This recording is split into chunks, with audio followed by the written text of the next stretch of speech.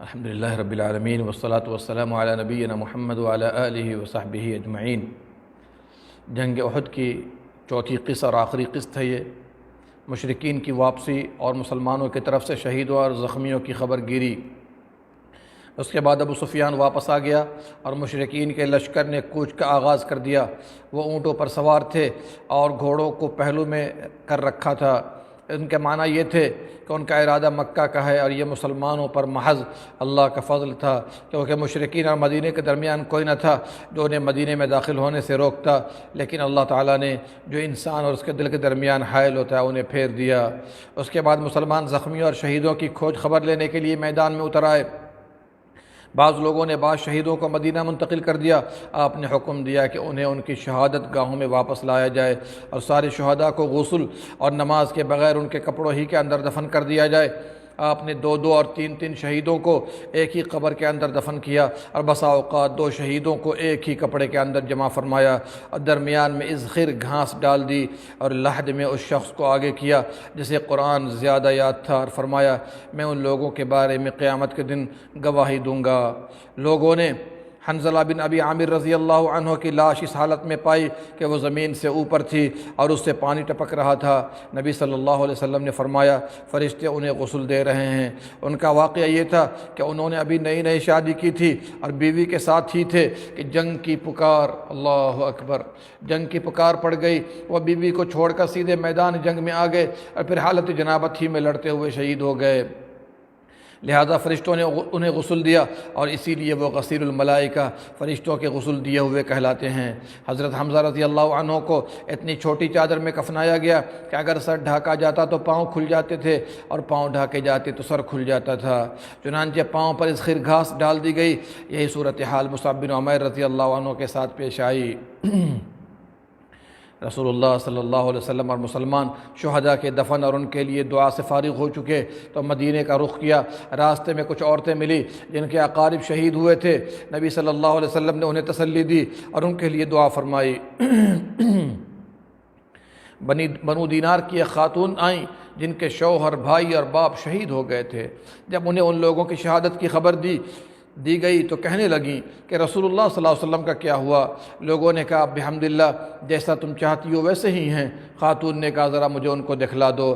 لوگوں نے انہیں اشارے سے بتلایا۔ جب ان کی نظر آپ پر پڑی تو بے ساختہ پکار اٹھیں، کل مصیبت بعدک جلل، کیا آپ کے بعد ہر مصیبت ہیچ ہے۔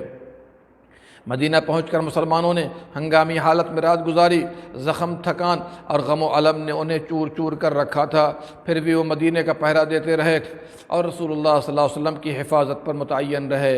ادھر رسول اللہ صلی اللہ علیہ وسلم نے محسوس کیا کہ دشمن کی نقل و حرکت پر نظر رکھنا ضروری ہے، تاکہ اگر وہ مدینہ واپس آنے کی کوشش کرے تو اس سے کھلے میدان ہی میں 2 ہاتھ کیے جائیں۔ چنانچہ صبح ہوئی تو آپ نے مسلمانوں میں اعلان فرمایا کہ دشمن سے مقابلے کے لیے چلنا ہے، اور صرف وہی آدمی جا سکتا ہے جو معرکہ احد میں موجود تھا۔ لوگوں نے کہا سمعا وطاعتا، ہم نے بات سنی اور مانی۔ چنانچہ لوگ مدینے سے چل پڑے اور 8 میل دور حمراء الاسد پہنچ کر پڑاؤ ڈال دیا۔ ادھر مشرکین نے مدینے سے 36 میل دور مقام روحہ پہنچ کر پڑاؤ ڈالا اور وہاں مدینہ پلٹنے کے لیے رائے مشورہ شروع کر دیا۔ انہیں افسوس تھا کہ انہوں نے ایک بہترین موقع سے جانے دیا۔ اسی دوران معبد بن ابی معبد خزائی، جو رسول اللہ صلی اللہ علیہ وسلم کے خیر خواہوں میں سے تھا، حمراء الاسد میں آپ کے پاس آیا اور احد کے واقعہ پر آپ سے تعزیت کی۔ آپ نے اسے فرمایا کہ وہ ابو سفیان سے ملے اور اس کی حوصلہ شکنی کرے۔ معبد روحہ پہنچا۔ اس وقت مشرکین مدینہ واپسی کا فیصلہ کر چکے تھے۔ معبد نے انہیں بری طرح سے ڈرایا، کہا محمد ایسی جمعیت لے کر نکلے ہیں کہ میں نے کبھی ویسی جمعیت نہیں دیکھی۔ سارے لوگ تمہارے خلاف غصے سے کباب ہوئے جا رہے ہیں اور تم پر اس قدر بھڑکے ہوئے ہیں کہ میں نے اس کی مثال نہیں دیکھی۔ نیز میرا خیال ہے کہ تم کوچ کرنے سے پہلے اس لشکر کا ہراول دستہ اس ٹیلے سے پیچھے نمودار ہوتا ہوا دیکھ لو گے۔ یہ سن کر مکی لشکر کے عزائم ڈھیلے پڑ گئے اور ان کے حوصلے ٹوٹ گئے۔ چنانچہ ابو سفیان نے صرف جوابی اعصابی جنگ پر اکتفا کیا اور ایک قافلے کو تکلیف دی کہ وہ مسلمانوں سے کہے ان الناس قد جمعوا لکم فاخشوہم فزادہم ایمانا، لوگ تمہارے خلاف جمع ہیں، ان سے ڈرو تاکہ مسلمان اس کا تعاقب نہ کریں، اور وہ جلدی سے مکہ کوچ کر گیا۔ جہاں تک مسلمانوں کا تعلق ہے تو یہ دھمکی ان پر کچھ اثر انداز نہ ہوئی، بلکہ فزادہم ایمانا وقالوا حسبنا اللہ ونعم الوکیل، سورہ آل عمران آیت نمبر 173۔